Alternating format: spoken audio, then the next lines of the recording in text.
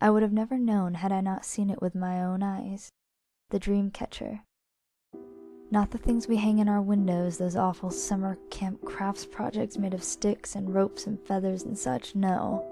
The dream catcher whom nobody has dared to see, imagine, or come to understand. To call it a person would be an insult to all things real. Then again, it is as real as the people it claims, more so the children. You see, I had lost my child many years ago, lost in the true sense, to the unknown. He played in the woods behind our cabin in the rural hills of Maine, a place so remote we typically went months during the winter sheltered in our modest log cabin, living off the earnings we had saved throughout the summer on rations and supplies we stocked in fall. It all happened one cold and crisp autumn day, one of the last few days when a child his age could go out and play before the winter confined us. He begged me to go outside, knowing how once winter sank its teeth into the air he would have little or no chance to run and play. Understanding this, I allowed it, as we worried not of strangers, as there were none to worry about. I was preparing some of the food we would need preserved for the upcoming solitude, as he exited the house for the last time. After about an hour or so, I failed to hear the distant sounds of childlike imagination being brought to life through stick swords and tree monsters. I looked out the window and saw nothing. My son prompted me to grab my coat and go in search. After about 5 minutes of calling his name, Charlie! Charlie! I began to panic. Charlie! 3 weeks, 5 police searches and 2 helicopter flyovers later, the storm hit. Charlie was lost, and all efforts to search were called off. I was alone and had nothing to comfort my thoughts but the chance that somehow, some way, he was still alive.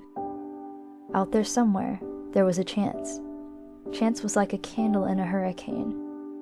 Then, the dreams began. At first they woke me, blurry visions of being half awake, not so much the sight, but the sounds. Charlie calling for me.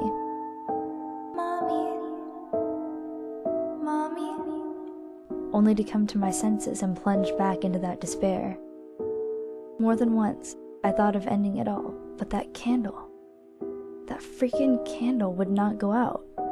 I could only think of one worse fate than the loss of my son. That would be to leave this world only to have him return.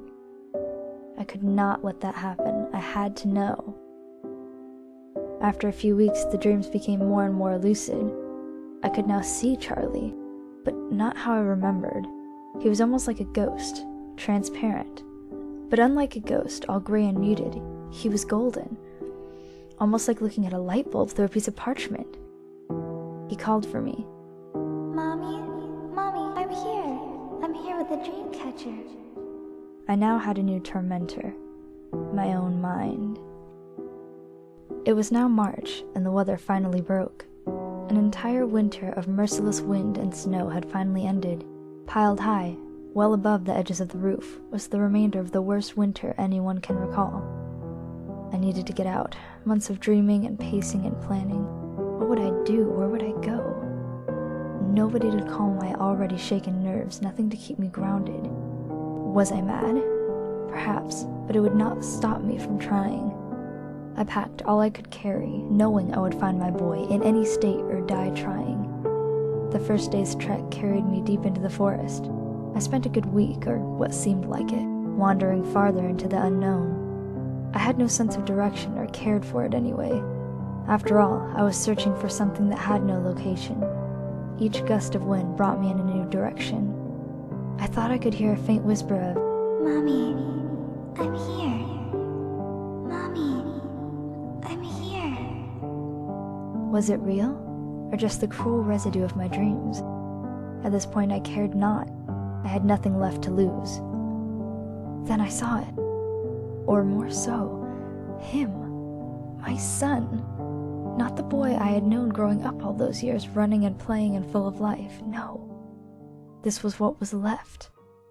Hung between 2 trees by hands and feet was the skin of my child, pulled taut and hardened by the cold, blustery winter. As I approached, the sun shone from behind, creating the warmest glow I had ever seen. Fiery gold piercing through the holes that were his eyes and nose and mouth. I stumbled, devoid of all energy to face him. As I wept, knowing he was gone, and in the cruelest way, a gentle breeze blew from the direction of the sun behind him. His hide softened and bowed to the breeze, filling his empty shell with form. The wind whispered through his mouth, Mommy, I'm here. I'm here with the dream catcher.